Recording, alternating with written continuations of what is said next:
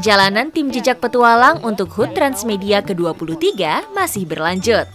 Meninggalkan desa Comrong, saya seringkali berpapasan dengan rombongan kuda dan keledai. Wah, ini ada keledai yang mengangkut gas kosong dari ada kampung-kampung yang di bawah itu, jadi dibawa ke jembatan yang awal untuk ditukar. Ini adalah salah satu alat transportasi yang ada di sini karena nggak bisa yang bermotor nih. Nah, kita harus memberi jalan karena mereka bisa agresif kalau kita ada di depan mereka. Mereka memiliki peran sangat penting sebagai porter di jalur pendakian dengan medan yang menantang.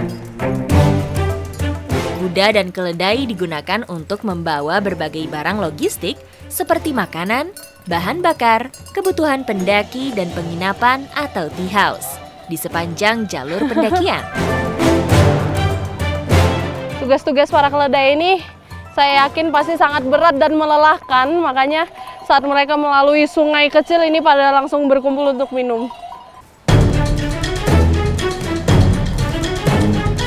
Dalam beberapa kejadian, pendaki yang mengalami kelelahan atau cedera ringan tak jarang menggunakan jasa porter kuda dan keledai untuk melanjutkan perjalanan mereka. Bagi warga lokal, peluang usaha ini dimanfaatkan sebagai sumber mata pencaharian. Mereka memelihara kuda dan keledai sebagai penyedia jasa angkut atau porter.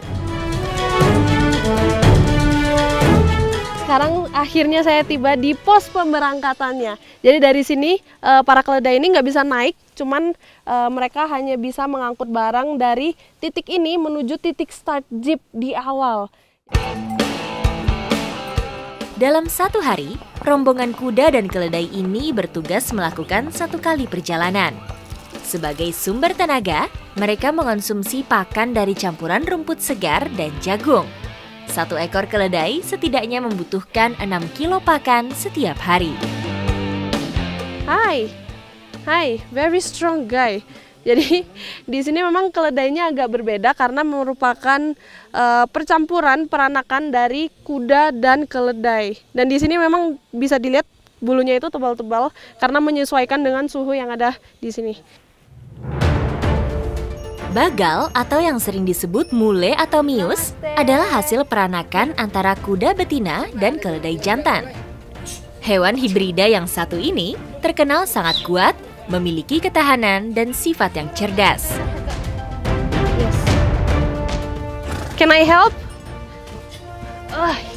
Ini yang kosongnya aja berat banget. Wow!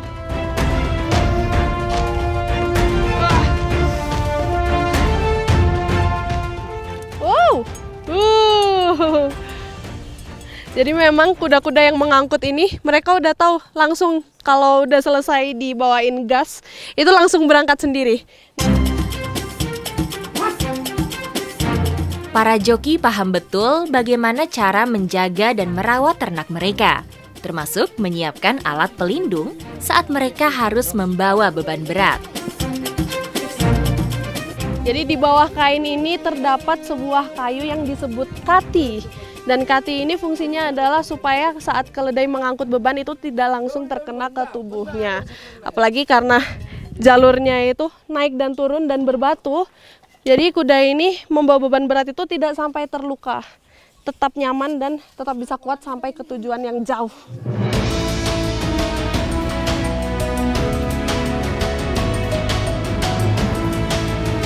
Wow, hati-hati. Ya. Wah. Ini para keledai udah bersiap untuk turun, sedangkan saya dan Gurung Day juga akan melanjutkan perjalanan ke atas.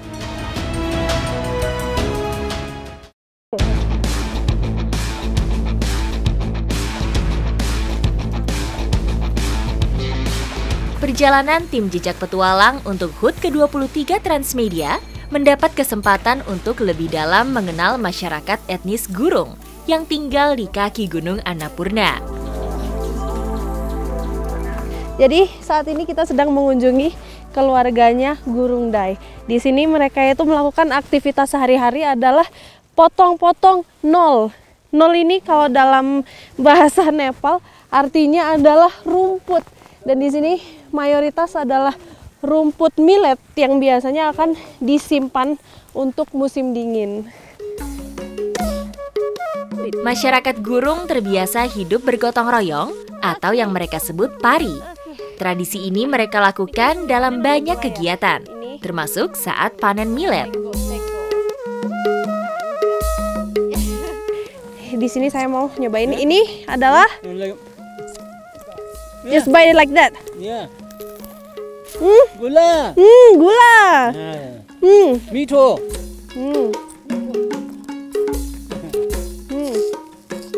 Ternyata nol itu batangnya mirip seperti tebu rasanya. Kodoko Jadi nol. manis-manis. Kodoko nol. Kodoko nol. Kodo is a fruit, ya. Jenis tanaman biji-bijian ini termasuk dalam kelompok cerealia.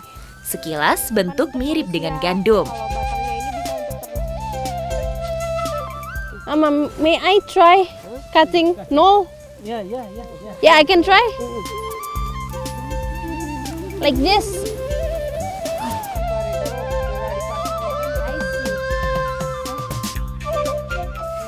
I'll try ya.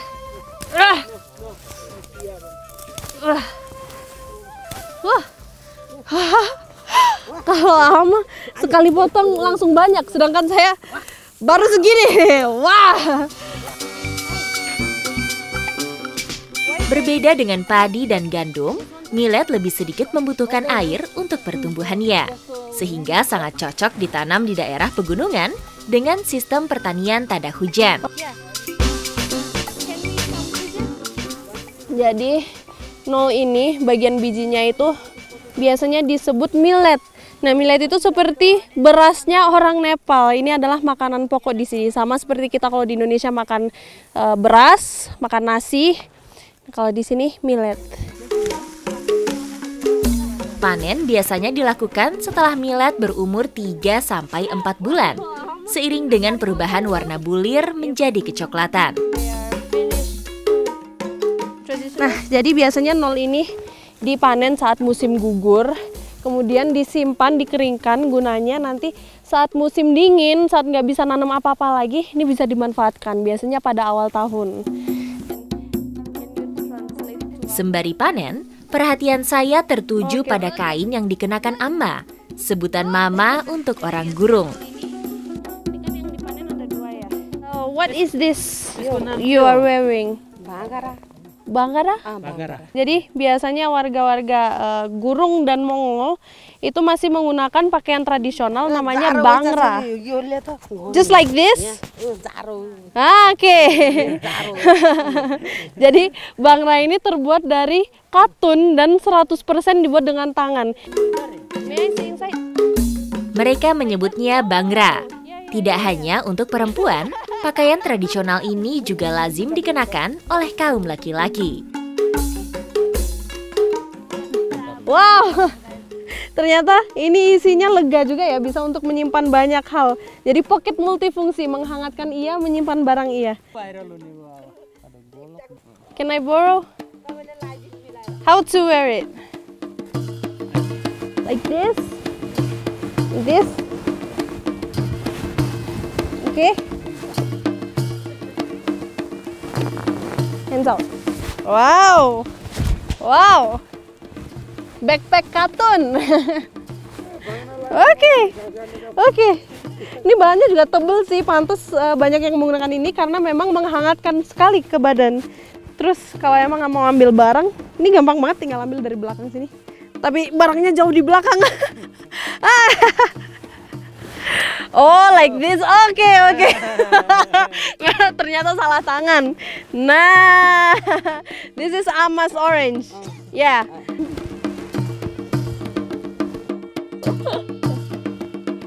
No need this. No need jacket.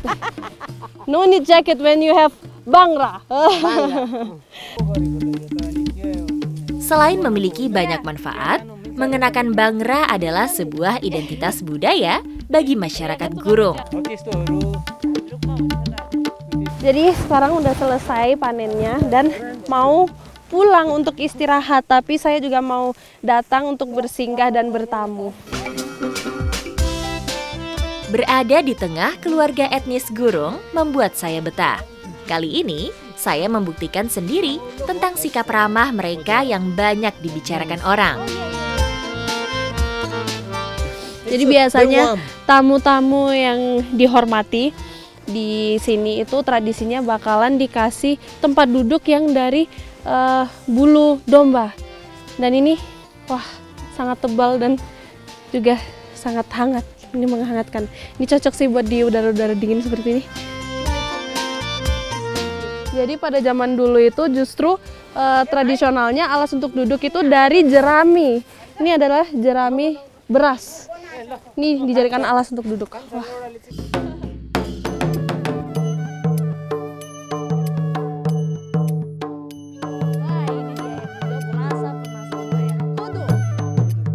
This is millet seed. Yes. Nah, ini biji millet yang udah tadi kita panen. Bentukannya kalau mau dikeringkan itu seperti ini. So this is not fully dried yet, right? Yes. Ya.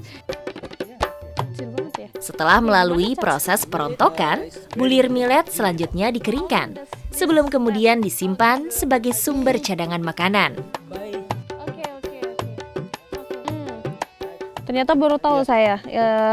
Gak heran kenapa masyarakat di sini itu banyak yang menanam millet ini karena tahannya itu jauh lebih lama daripada beras dan jagung. Kalau mereka biasanya bisa 1 tahun maksimal. Nah, kalau millet ini bisa sampai 5 tahun dan gak kenapa-napa. Tidak hanya sebagai sumber nutrisi, millet diramu menjadi minuman tradisional yang menghangatkan. Nah, ini adalah salah satu minuman tradisional hasil fermentasi dari millet yang tadi sudah kita panen. Nah, minuman ini biasanya diminum oleh masyarakat Gurung sebagai cara untuk menghangatkan tubuh di suhu yang dingin seperti ini.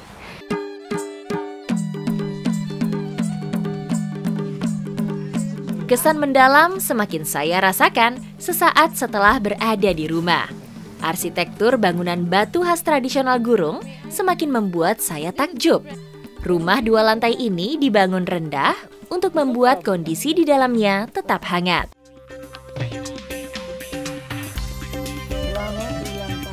Meski singkat, kebersamaan saya dengan keluarga Gurung membuat perjalanan saya dalam capaian HUT ke-23 Transmedia terasa semakin spesial. Jadi saya sangat bersyukur bisa diajakin sama Gurung Dai untuk bertemu dengan keluarganya dan merasakan hangatnya berada di rumah ini. Ikuti jejak saya, jejak petualang.